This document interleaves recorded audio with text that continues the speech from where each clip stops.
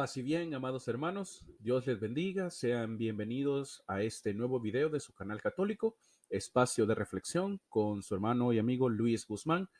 Y en esta oportunidad, en este nuevo video, el video número 6, vamos a darle continuidad a la enseñanza del primer artículo del credo explicado en el Catecismo de la Madre Iglesia Católica. Recordemos que estamos estudiando el catecismo de la iglesia a un nivel más sencillo para que muchos de nosotros lo podamos comprender y conozcamos la doctrina de la iglesia. En esta oportunidad, como ya lo he mencionado, vamos a seguir meditando sobre los siguientes elementos del primer artículo del credo. Vamos a hacer más grande nuestra presentación y aquí lo tenemos.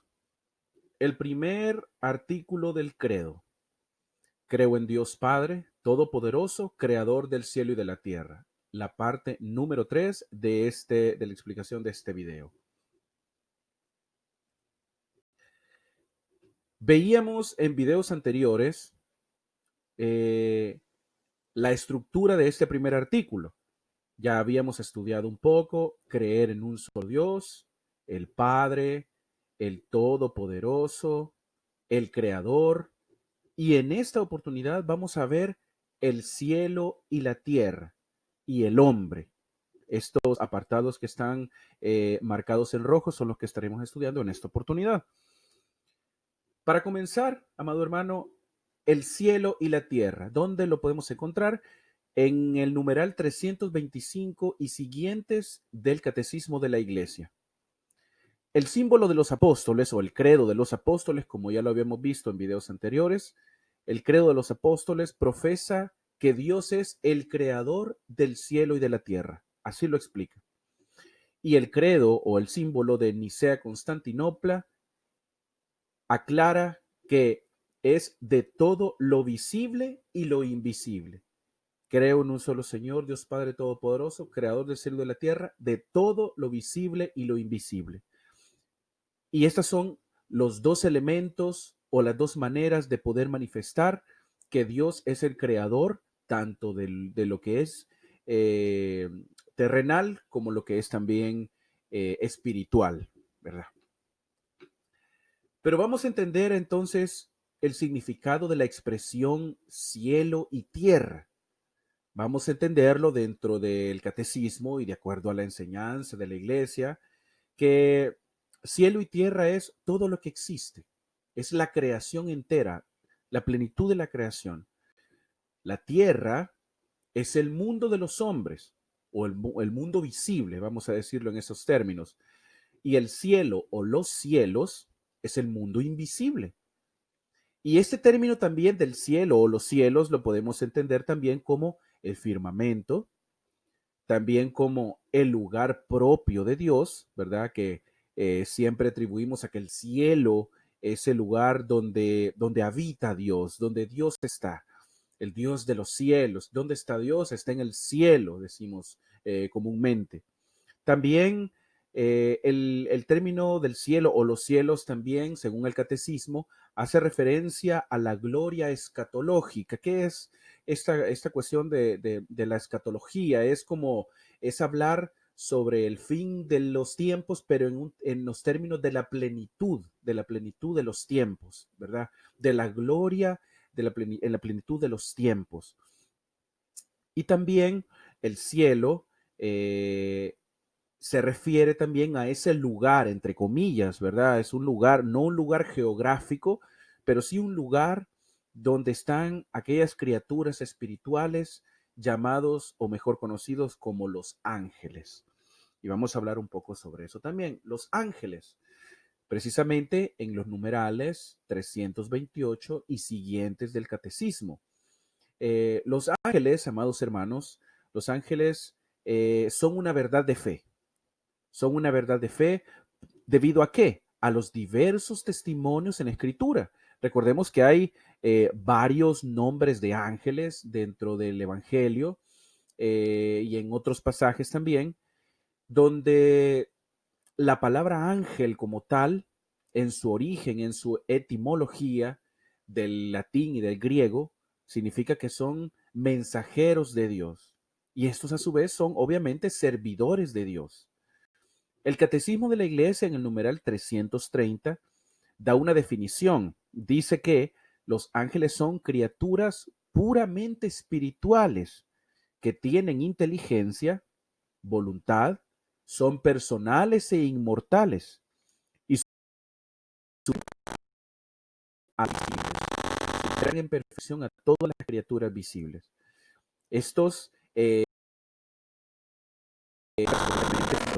creadas por Dios, ¿verdad? Para poderle servir, para poderle colaborar, para poder estar a su lado, y donde el centro del mundo angelical es Cristo Jesús, es Cristo.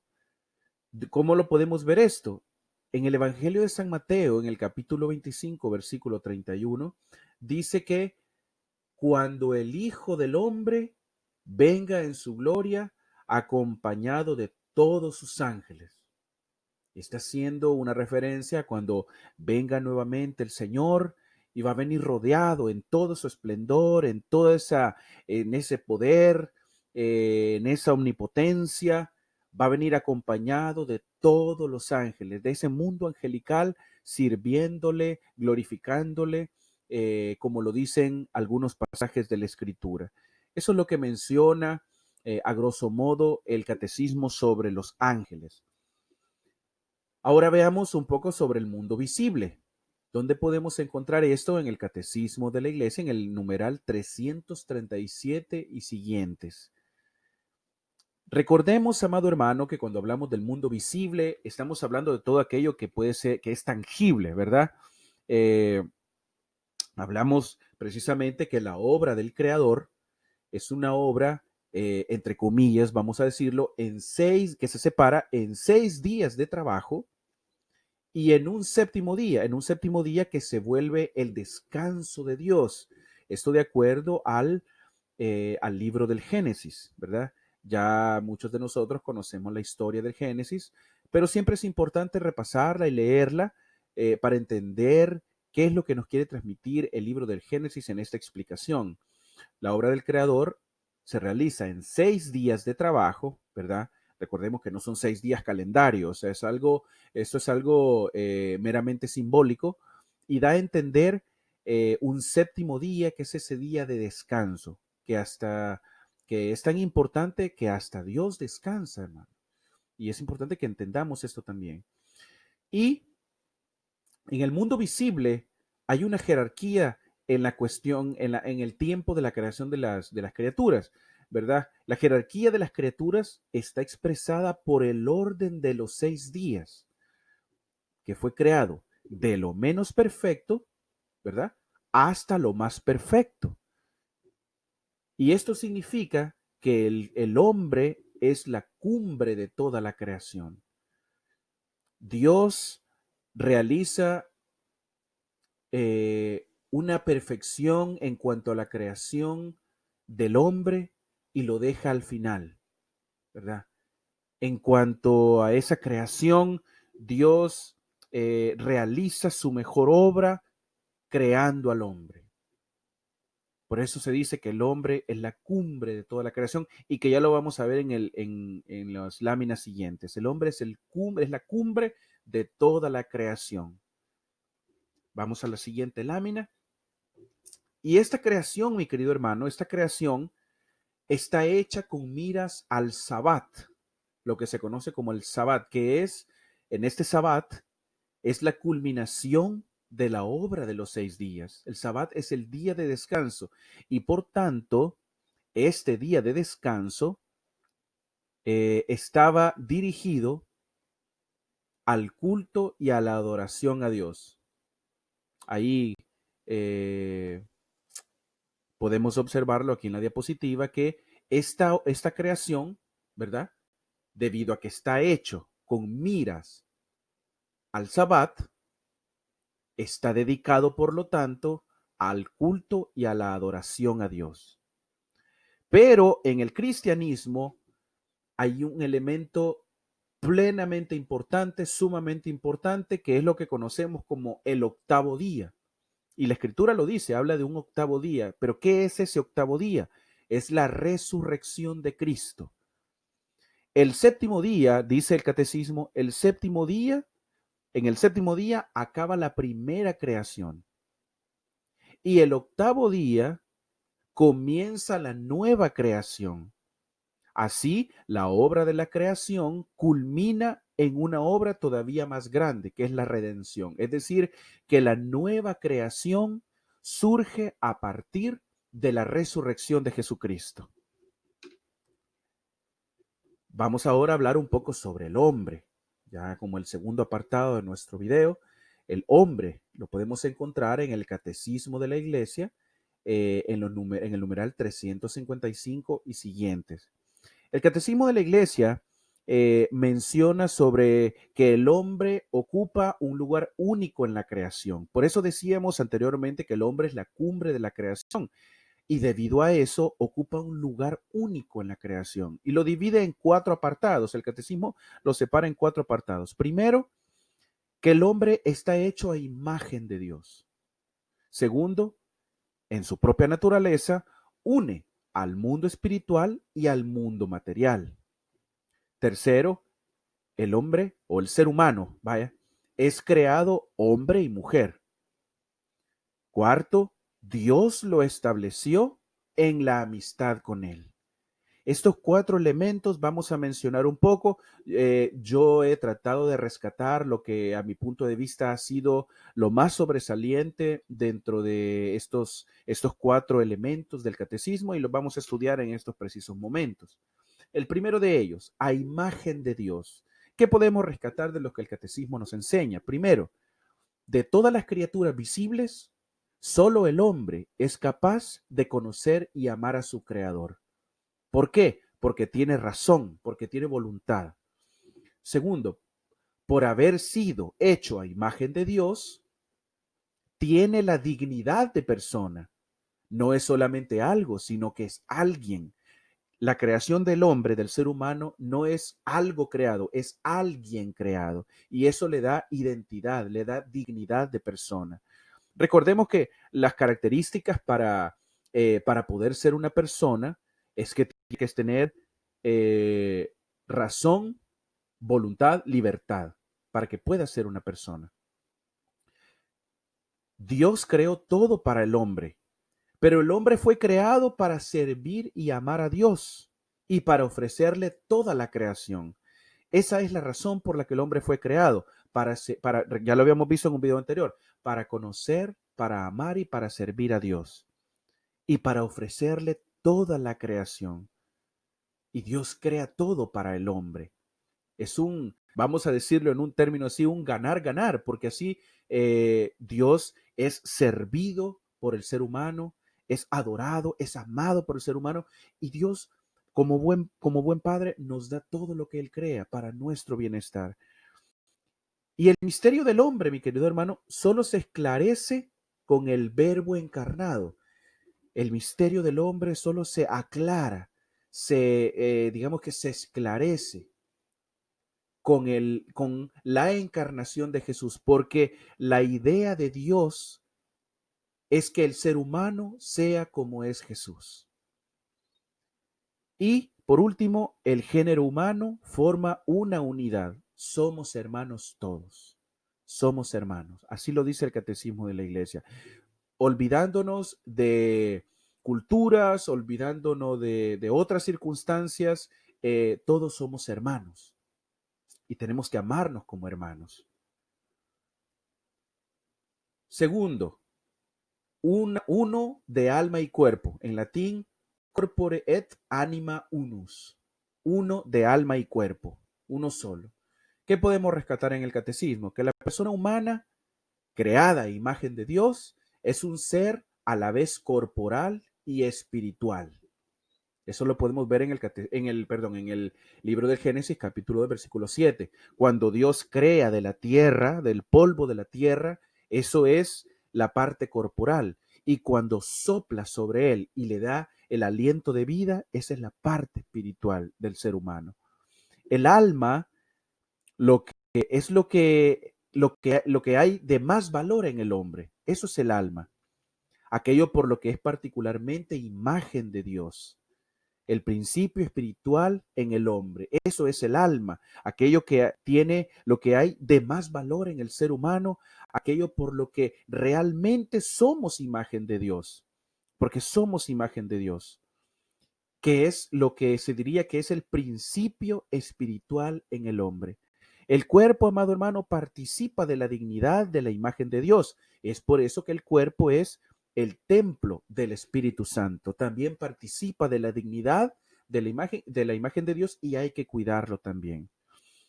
El alma y el cuerpo no son dos naturalezas unidas, sino que la unión de ambas constituye una única naturaleza, la naturaleza humana.